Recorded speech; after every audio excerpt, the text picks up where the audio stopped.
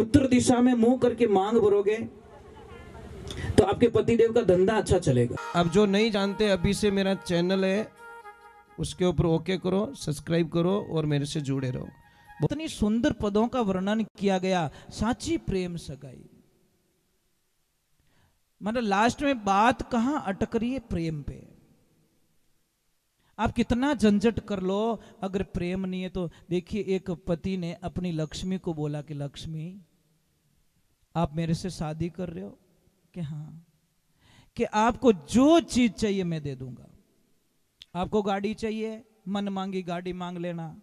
आपको विदेश में टूर करना है, जहां जाना मैं टूर करवा दूंगा।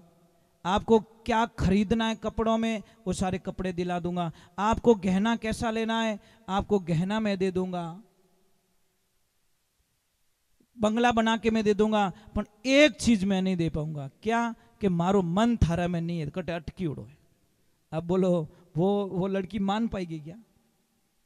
कि बाहर रखो तुम्हारी गाड़ी को, रखो तुम्हारे बंगले को, रखो तुम्हारे गहने को, मने तो आप चाहिए। समझ में आ रहा कि नहीं आ रहा है? मतलब भगवान कहीं कि ये चीजों मने नहीं चाहिए, मने चाहिए थारो मन। तन नगरी, मन मंदिर और परमात्मा उसके अंदर, उसके अंदर है भगवान। तो विदुर जी महाराज अब वहां से भोजन प्रसाद नहीं कर रहे हैं भगवान। उद्धव जी को बोलते, उद्धव चलो विदुरगढ़, हम जाते विदुरगढ़। और जैसे ही विदुर जी के घर पे आते हैं, विदुर जी तो कुछ बाजार में गए हुए थे, कुछ सामग्री लाने के लिए भगवान आ रहे हैं। समाचार तो भेज दिया, पर देखो विदुरानी की क्या दशा होती है। प्रेम इसको कहते सब, प्रेम उसको नहीं कहता है। अब विदुर रानी जी कुछ काम में थे, बाहर से दरवाजा बजा दिया, अंदर से आवाज आई गई। उस स्थिति का मैं वर्णन भी नहीं कर सकता। आप सबों ने कई बार भागवत में सुना होगा कि वो किस स्थिति में थे। तन पे कपड़े भी नहीं है। जैसे ही आवाज आई गई कृष्णा, भूल गई शुद्ध बुद्ध। अब शुद्ध बुद्ध याद रहे तो भगवान की भक्ति नहीं रहे। यही तो है ना, शुद्ध बुद्ध खो जाए ना, तब सोचना के दुनिया क्या। के मैंने परसों पहले एक शब्द बताया आपको, दीवार पे लिख देना एल के, लोग क्या कहेंगे उसकी परवाह मत करो। लिख दो बड़े अक्षरों में, कोई दिक्कत नहीं है। हमको बस दुनिया रूठे रूठन दे, मेरा प्रभु रूठा न जाए। दुनिया सारी रूठ जाएगी, मुझे कोई फर्क नहीं पड़ेगा, वो नहीं रूठना चाहिए। भगवान की कृपा। आपको शायद पता नहीं होगा, कोरोना काल में लोगों ने ऑक्सीजन की कीमत समझी। एक एक सिलेंडर लाख लाख रुपया। जो एक पौधा इतनी ऑक्सीजन देता है, वो पौधा नहीं लगाता है, ऑक्सीजन के लिए लोग रो रहे हैं। तो भाई पौधे लगाओ ना। आप यहाँ पे, मुझे थोड़ा अटपटा भी लग रहा है यहाँ पे, इतना यहाँ पे है पर थोड़े पौधे नहीं है यहाँ पे, इतना खुला खुला पड़ा है। क्यों नहीं लगाते आप पौधे? ये पत्थर है नीचे। हाँ। अच्छा, तो तेरी मेरी में पौधे नहीं लगा रहे। अरे उनको बोलो तेरा है तो तू पौधा तू ही ले जाना यार, छाया तो करने दे। बराबर नहीं, तुम ले जाओ, क्या चाहिए हमको, छाया तो करने दे। गायां बैठी, ऑक्सीजन पैदा रही, हमारा स्वास्थ्य सुधरेगा। विदेश में शर्त क्या है पता है? एक पौधा काटो, पहले 10 पौधे लगाओ, फिर तुम्हारे जो पौधा अड़चन कर रहा है उसको काट सकते हो। वहां की सरकार का ये नियम है। मतलब आप पौधा काट सकते हो, कोई दिक्कत नहीं है, परमिशन लेना पड़ेगा। पहले आपकी हाजिरी के 10 पौधे लगाना पड़ेगा। 10 पौधे लगाने के बाद में उस पौधे को काटने की परमिशन मिलती है। वहां पे एक पौधा नहीं काट सकते आप, पहले पौधे लगाओ। आपने तो आवे जो कोई। तो भगवान की कृपा हुई, प्रेम। और विदुर रानी अंदर इस स्थिति में थी, जैसे दरवाजा खुलवाया, अंदर से दौड़ के आई, दरवाजा खोल दिया, शुद्ध बुद्ध चली गई। और आपको पता है क्या किया उन्होंने? जहां पे भगवान श्री कृष्ण का आसन था, वहां पे विदुरानी खुद बैठ गई। और जहां विदुरानी का आसन था, वहां मेरे भगवान को बैठा दिया। यही तो है नहीं भगत और भगवान की लीला। पर भगवान भी कितने अच्छे हैं, बैठ गए। अब खिलाए क्या, पास में केले पड़े थे। अब विदुरानी नहीं चाहती थी कि मैं एक सेकंड के लिए चेहरे से नजर हटा लो, तो केड़ो लियो हाथ में, पर सुरता में कौन, भगवान। केला छील रही है, फेंकना तो छिलका था, फेंक दिया अंदर से केला, और छिलके छिलके भगवान को खिला रही है। और भगवान खा रहे हैं, भगवान खा रहे हैं। इसीलिए कहते हैं कि भिलणीरा बोर सुदामा रतन दुल रुच रुच भोग लगाई, दुर्योधन रा मेवा त्याग्या साग विदुर घर खाई, संतों साची प्रेम सगाई, कर्म कटे 84 छूटे जीव प्रेम पद पाई। ये होता प्रेम, भाव होना चाहिए, विचार होना चाहिए। हमारी विचारधाराओं को भटकाने मत दो। हमारी पहचान इन ड्रेस से नहीं है, इन कपड़ों से नहीं है, इन गहनों से नहीं है। हमारी पहचान निज नाम से है। आज हम कपड़े चेंज करके चेंज होना चाहते हैं, ये संभव नहीं है।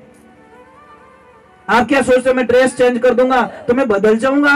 नहीं, खाली बारे खोड़ियों बदलने की नहीं रेवे, अंदरी तलवार भी बड़ी मजबूत होनी चाहिए तो आनंद आवे। ये बगीचा है, ये भगवान ने क्या लगाया, ये बगीचा ही थे। पता नहीं किस फूल को माली आएगा, हाँ, वो तोड़ के ले जाएगा, कोई मना नहीं कर सकता उसको, वो मालिक है, अधिकार है। पता नहीं कली तोड़ दे तो कौन जाने, वो कली तोड़ दे, मना कर देंगे मालिक को, कली पसंद आ गई, मतलब छोटे बच्चे को भी उठा लेंगे तो कई लोग बोलते हैं जितनी उम्र थी, छोटा उम्र था, इस उम्र में उसको लेके, अरे भगवान को पसंद आ गया, कली पसंद आ गई, लेके चले गए, बस उसका अधिकार है, बगीचा लगाया उन्होंने, कोई मना नहीं कर सकता। मौत के सामने किसी की, क्योंकि मौत आपको पता है मौत के कान नहीं है। वो क्या कहते, भगवान मेरे कान होंगे ना, कोई रोएगा मैं छोड़ दूंगी, दया आ जाएगी मुझे, अरे बेचारे बहुत तड़प रहे हैं, नहीं लेके आओ, पर मुझे आवाज नहीं आनी चाहिए, चाहे कितने भी रोए, मुझे बिल्कुल सुनाई ही नहीं देना चाहिए। मैं उस जीव को आराम से ले आऊंगी, अगर मैंने सुन लिया तो मैं वहीं छोड़ दूंगी, दया आ जाएगी मुझे। तो पहले ही काल और मौत ने बोल दिया, कान नहीं चाहिए मेरे को, आवाज नहीं आनी चाहिए मुझको। तो विदुर जी महाराज जब आए तो बोले ये क्या कर रही कि भगवान को जिमा रही हूं, अरे ऐसे कैसे जिमा रही है। तब उनको पता चला कि सारे छिलके तो भगवान को प्रसाद में जिमा लिया।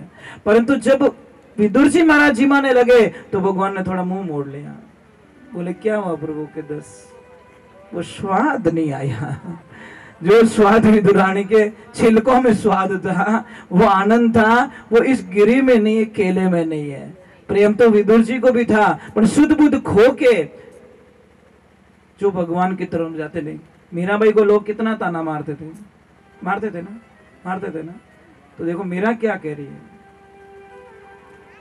ऐसे तो आरती का टाइम हो गया, अपन क्या करें, छूटता नहीं जीव। आंबो पाको तो पाको, पाकी जने घणी पड़ी नीचे आगा, माडानी तो नहीं तोड़ना, समझ में आई नहीं, वो तो पाकी जने ऑटोमेटिक झाबड़ी पड़ जाएगी, वो ऑटोमेटिक रुके ही को नहीं। एक आध भजन सुना लेता हूँ, अपन क्या करें। देखो आप लोग बहुत अच्छे हो, अच्छे नहीं बहुत अच्छे हो। मैं आपको लास्ट में कुछ लिखवाऊंगा, वो लेके जाना। मैं हर दिन लास्ट में कुछ लिखवाऊंगा, वो आपके काम की चीज होगी। वो मैं जो पढ़ता हूँ शास्त्रों में, मैं चाहता हूँ आप तक पहुंचे, मेरे तक अकेले तक रख के क्या करूंगा मैं, समझ में आई नहीं। एक मटकर मैंने पानी ढक्कन देन रख दियो तो वो 15 दिन बाद में पीवे जड़ो ही नहीं रहे। इससे बढ़िया उसको पिलाते रहो, भरते रहो, पिलाते रहो, भरते रहो। तो हम यही करते, रोज पढ़ते हैं, रोज उस मटके को खाली करते, लोगों तक पहुंचा देते कि चलो मैंने रात को ये पढ़ा है, सुबह में ये पढ़ा है, मैंने शास्त्र में ये पढ़ा है। मैं चाहता हूँ आप तक वो पहुंचे, ये चीज है। अच्छा मुझे एक बात बताइए, आप मांग क्यों भरते हो? हाँ मांग भरते क्यों आप? भाई मांग भर रहे, परिभाषा तो पता होना चाहिए, मांग की परिभाषा तो होनी चाहिए, ठा तो पढ़नी चाहिए। हम लाइसेंस क्यों बढ़ाते गाड़ी का? समझ में आ रही नहीं है? ये आपका लाइसेंस है। मांग क्या कहती है? आप शादीशुदा हो। लाइसेंस क्या है? कि आप सरकार के ऑथोरिटी में आप ड्राइवर पक्के हो, ये आपका लाइसेंस है। मांग भरी कैसे जाती ये बताओ मुझे, कोई देवी बता दो, ताकि कोई भूल होगी तो मैं हैंड टू हैंड बता दूंगा आपको। मैं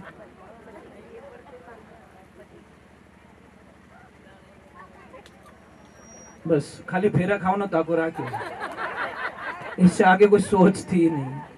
देवियों मांग है नहीं, मांग में इतनी शक्ति है, आपके पति को कभी अकाल मृत्यु नहीं आ सकती। इस मांग में इतनी ताकत है। और आपको एक कथन सुनाता हूं, जब बाली को मारने के लिए भगवान खड़े हैं बाली मर नहीं पा रहा है, तीर नहीं चला पा रहे भगवान। तो सुग्रीव जी कह रहे प्रभु क्या हुआ, हे नाथ नारायण क्या हुआ। मांग भर के रखी है और जब तक वो मांग भरी हुई है मेरे बाण काम नहीं करेंगे, क्योंकि वो पतिव्रता नारी है और पतिव्रता के नारी के अंदर ब्रह्मांड में कोई ऐसा देव नहीं है जो उसके पति को मार सके, यमराज भी नहीं मार सकते। तो फिर क्या करे, जैसे ही तारा स्नान करने बैठी, जैसे ही पानी डाला भगवान ने बाण चलाए, बाली को खत्म कर दिया। इतनी ताकत है और आप इसको मजाक में लेते हैं। कई कई तो इतनी स्पीड से मांग भरती है, लाओ हेलो भाई क्यों उतावल है, भाव के साथ में मांग नहीं भरते। मांग इसका तरीका बताया आपको, क्या पूर्व दिशा में मुंह करके मांग भरनी चाहिए। मतलब हम ही सूरज भगवान जिधर से निकलते हैं ना उस दिशा में घूम के मांग भरिए और बोलिए मेरे पति की रक्षा करना। उत्तर दिशा में मुंह करके मांग भरोगे तो आपके पतिदेव का धंधा अच्छा चलेगा। अगर पश्चिम दिशा में मुंह करके जिधर सूरज डूबता है उधर मुंह करके मांग भरोगे तो आपके पति एनी टाइम बीमार रहेंगे, बॉडी पेन रहेगा, कोई न कोई तकलीफ उनके शरीर में रहेगी। डॉक्टर के पास जाओगे, चेक कराओगे, नॉर्मल रिपोर्ट आएगी। और दक्षिण दिशा में भूल करके भी कभी मुंडो मत कर जो, क्योंकि पति गए हैं बाहर, वापस आएंगे कि नहीं आएंगे इसकी कोई गारंटी नहीं है। समझ में आ रही नहीं, इस मांग से इतना असर पड़ता है। दिशाएं बहुत कुछ देती है, दिशाएं बहुत कुछ हमको दे देती है, पर दिशाओं की जानकारी होनी हमारी जरूरी है। समझ में आई नहीं। और एक साइड में मांग मत भरा करो, मांग सीधी होनी चाहिए, सही है। साइड में मांग भरती है ना, उसका पति एनी टाइम हर तीसरे चौथे दिन उससे झगड़ा करेगा भयंकर। आप प्रयोग कर लीजिए, मेरी बात पे विश्वास नहीं, 15 दिन मांग भर के देख लो तिरछी, देखो कैसे झगड़ा होता है। क्योंकि ये पति का ही प्रतीक है ना। समझ में आ रही नहीं, तो ये तिरछी मांग कभी मत। अभी अभी जो पिछली जो बच्चियां पढ़ती हैं, ये क्या, ये तो गुरुजी अपन का स्टाइल है। तो शादी स्टाइल में तो टूटे है, कितनी फास्ट टूटे रही है। 6 महीने नहीं होते, please mom I don't like, I not accept, my husband is black. वाह, बात खत्म हो गई। बापड़ो खर्चो करियो 20 साल रो, बाप वो पूरो खर्चो ही कर दियो અને વિને પસંદ ही नहीं आयो। वो बाप के 20 साल पसीना री कमाई धीरे धीरे રીપ્યો જોડ, તારે બ્યાવરો ભેળો કરીને તને જચી કોની, મને જચા દિયો। ટેન્ટ વાળો રૂપિયા માંગે, હાલો જ્ઞાન વાળો રૂપિયા માંગે, હલવાई રૂપિયા માંगे, तारे जची कोनी। मैंने 1 मिनट माते तू बेटा रोड माते लाइन खड़ो कर दियो, अब मैं जाऊं तो जाऊं कटे। एक बात का ध्यान रखना, एक बाप होता है ना, बिना आंसुओं और बिना आवाज को रोने वाला व्यक्ति सिर्फ एक बाप होता है। समझ में आ रही नहीं।